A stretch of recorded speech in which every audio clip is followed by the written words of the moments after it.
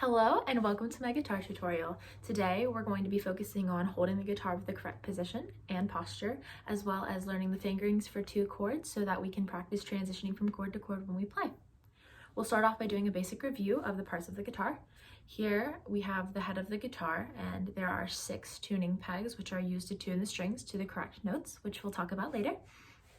This is attached to the neck of the guitar, which contains frets and change the notes which we play as we apply pressure to the strings, which are the resonant pieces of the guitar. This entire section of the guitar is called the body, and it has the sound hole, a pick guard so that you don't scratch the guitar, as well as the bridge and the saddle. This guitar also contains a tuner on the top of it, but not all guitars have that.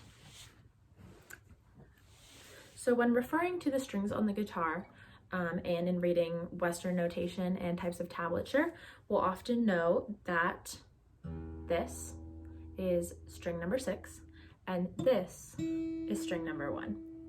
So string number 6 is the thickest string that produces the lowest pitch, and string 1 is the thinnest string that produces the highest pitch. In tablature, the way we'll read it is as if we're holding the guitar this way. So this would be the bottom and this would be the top.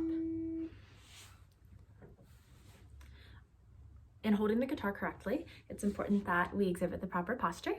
So sitting up, we'll take the guitar, and this small groove in the guitar can rest comfortably on your thigh. Feel free to place your forearm right here and let it rest so that you have a comfortable position with which to strum, whether using a pick or your finger.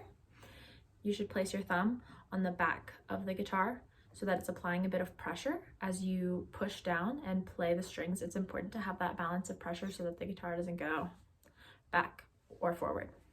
It's important to keep a balance. So now that we've reviewed this, we're going to talk about how to play the D major chord and the G major chord. We'll begin with the G major chord. You'll begin by taking your ring finger and placing it on string number 1 in the 3rd fret. The frets are these sections on the guitar, like I mentioned earlier, that produce different sounds. So we'll go 1, 2, 3, up to the 3rd fret on the thinnest string. Then we will take our 3rd finger and place it in the same fret, but on the thickest string. Lastly, we'll take our pointer finger and we'll place it on the string below in the 2nd fret. Now try to play.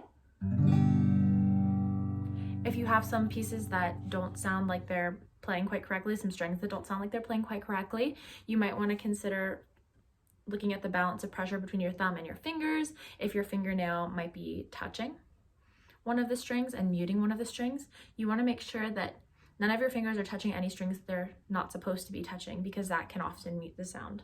So we want to have a nice resonant sound. Awesome.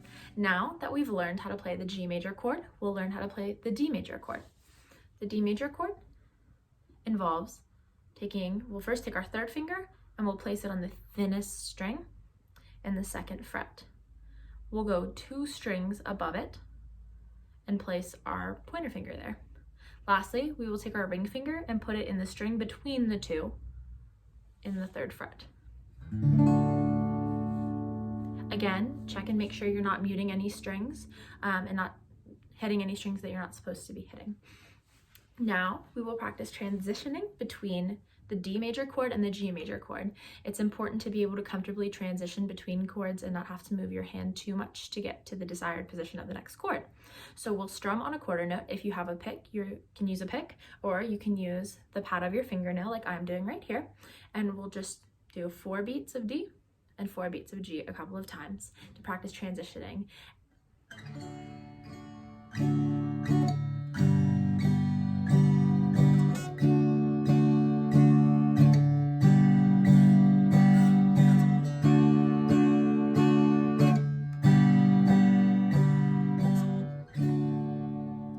Awesome. So now that you've learned these 2 chords and you know how to transition between them. Feel free to wind it forward if you felt comfortably able to play along. You can always change the tempo. You can work with new strumming patterns and rhythms.